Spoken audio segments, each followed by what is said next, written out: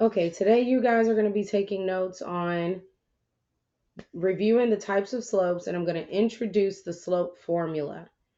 Most of the stuff in today's notes we have already talked about, so it should be a review.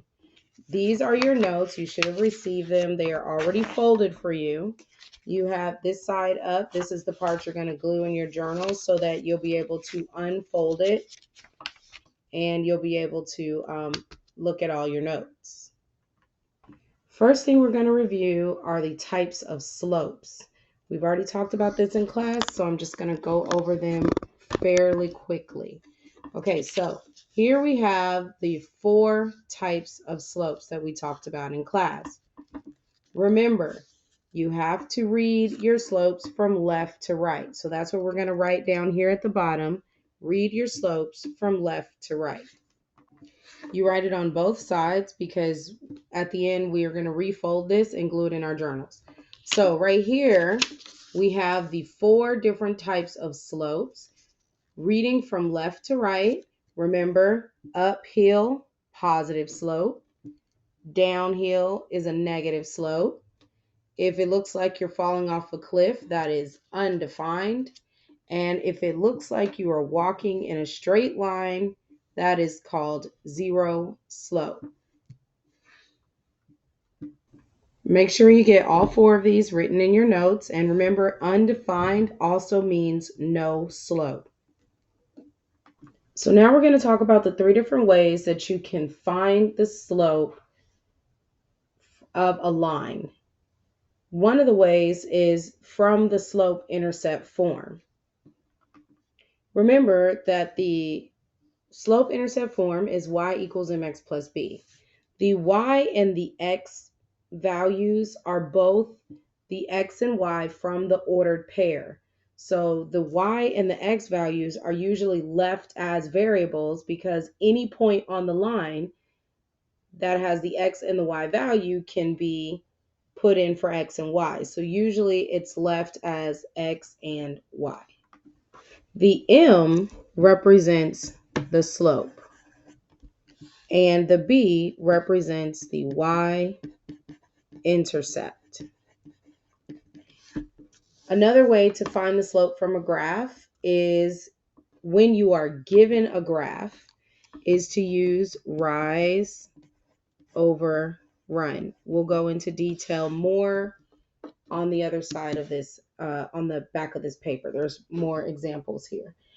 Another way to find the slope is using the slope formula. So you would use this formula when they give you 2 points off of the graphed line. So this, you're not given a graph here. You're given 2 ordered pairs off of the line, and you would use the formula y2 minus y1 divided by x2 minus x1. Turn your paper over, and the first thing we're going to talk about is finding the slope when given a graph.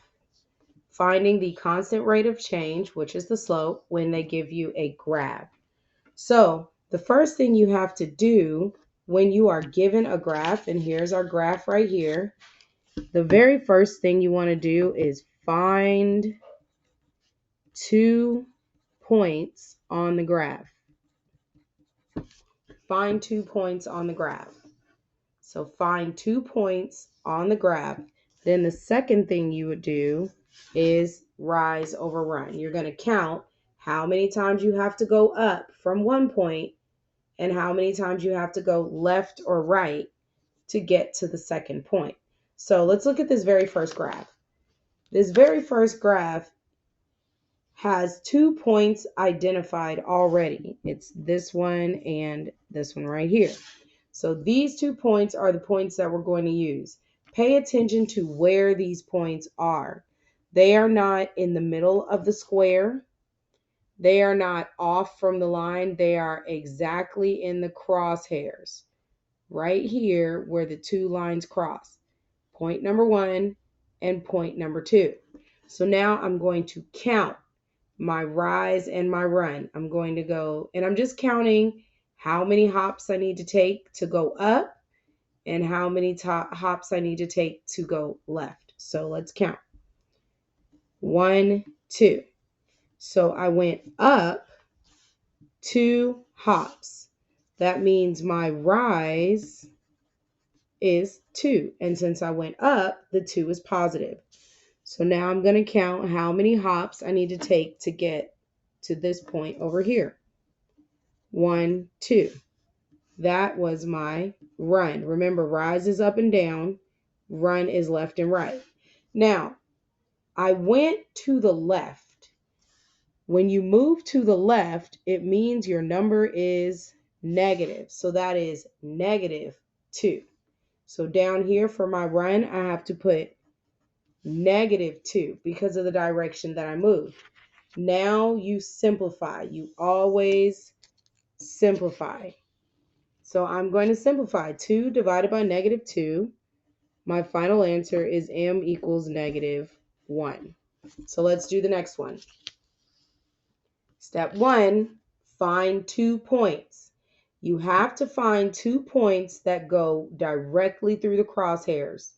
This one looks like it's close, but it doesn't go directly through the crosshairs. I'm going to choose this point, and I'm going to choose this point. I'm going to start at the bottom point so I can rise and then run. So let's count. 1, 2, 3, 4. I went up, so my 4 is positive. And then we're going to count 1, 2, 3. I went to the right, so my 3 is positive. +4, +3. This cannot be simplified any further. We don't use mixed fractions or mixed numbers, so your slope is 4/3. That is your slope.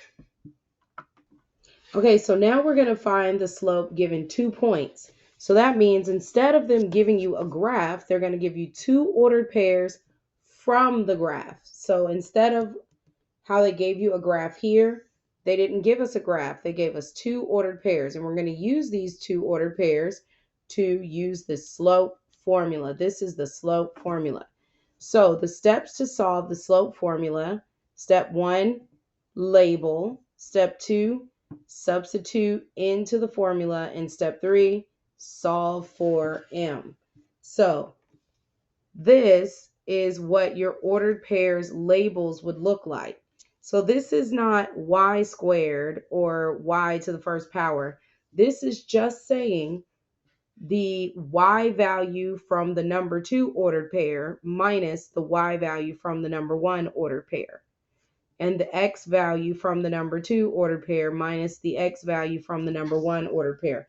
That's what that means. So don't overthink it. Let's look at number 1. Let's try this. So this is how you're supposed to label. This is ordered pair number 1, and this is ordered pair number 2. So this is x number 1 and y number 1, x number 2 and y number 2. That's all that means. So now I'm going to take these values, plug them into my formula. Okay, I rewrote the formula here. And so here it says y number 2. Well, this is the value, -4 is the value that I labeled for y number 2. So I'm going to write that down. The subtraction sign is a part of the formula, so I bring it over. Now I need to find y number 1. Number 2 is y number 1. Plug it in. Divided by x number 2, which is -3, minus x number 1, -6. The subtraction sign is a part of the formula, and the negative is a part of the 6. So you can't get rid of either one of them until you actually calculate your total, till you start step 3 where you're solving.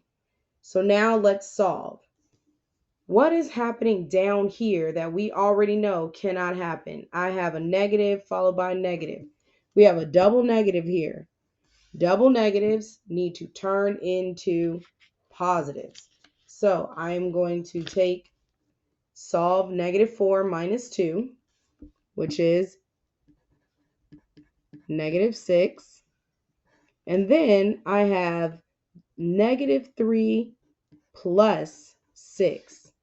That double negative changes into a positive. So -3 plus 6 becomes 3. Then I have to simplify. Well, what is -6 divided by 3? M equals -2. Final answer. Let's do the next one. We're going to start the 3 steps over. Step 1, label. Step 2, substitute. Step 3, solve. So step 1, label your ordered pair. This is ordered pair number 1. X number 1, Y number 1. This is ordered pair number 2. X number 2, Y number 2. Now I'm going to plug it into the formula. Rewrite the formula so that you can plug it in properly. So here I have y2, which is 12, minus y1, which is 8, divided by x2, which is 9, minus x1, which is 1. Now I'm going to simplify. 12 minus 8, 4 over 9 minus 1, 8. Go ahead and simplify this fraction here. The slope is 1/2. That is your final answer. So pause the video and try to complete number 3 on your own. Go as far as you can and then come back and check your answer. Okay, here you can check in. You should have labeled. Now we substitute y2. There's -2 minus y1, which is -3. x2, -1, minus x1, which is a +3. And now you're going to solve. So right here we have a double negative happening, which needs to turn into a positive. So this is -2 plus 3. So m equals -2 plus 3, which is +1. And then I have -1 minus 3, which is -4. Remember, we talked about the negative on the fraction can either be in the denominator, it can be in the numerator, or it can be off to the side. However you choose to write it, you will normally see it written like this. This is your final answer, -1/4. This is a really quick review on how to find the slope when you're given the equation. So when you are given an equation, we just talked about this. Simply identify your values. Y equals mx plus b. -8 is your slope. -7 is your y-intercept. M is your slope. M equals -8. B equals -7. You should be able to complete number 2 on your own. Okay, here's the answer to number 2. If you completed it on your own, this is your slope, 4/9, and here's your y-intercept. For number 3, it looks a little tricky, but it's not. You just have to remember, this is not -x. There is something behind the negative that you cannot see, but you have to know it's there. Exactly. It is a windy 1. And you might be thinking, well, there is no B. There is no y-intercept. But remember, what is the numerical representation of nothing? 0. So this would just be +0. This is simply saying that my slope is -1 and my y-intercept is 0.